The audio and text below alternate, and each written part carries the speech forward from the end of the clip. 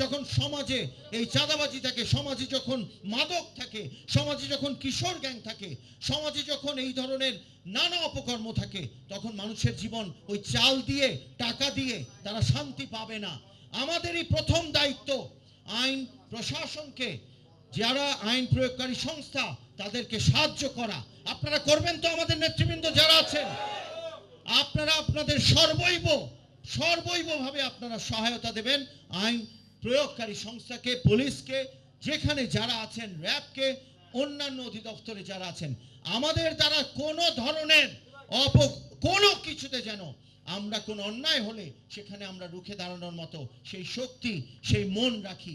আপনারা আবার বলেন, পারবেন?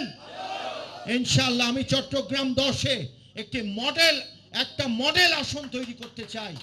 চট্টগ্রাম 10 নিয়ে আলাপ হবে সারা দেশে, যে কিভাবে এখান থেকে মাদককে দূরে সরিয়ে নেওয়া গেল, কিভাবে এখানে কোনো চাঁদাবাজি করতে দেয়া হলো না।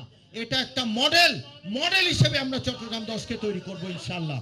অন্তত এখানে যে মা বোনেরা বসে আছেন, যে মুরব্বীরা বসে আছে, প্রত্যেকের জীবনে আমি চেষ্টা করব আমার যতটুকু সম্ভব সেটা করবার।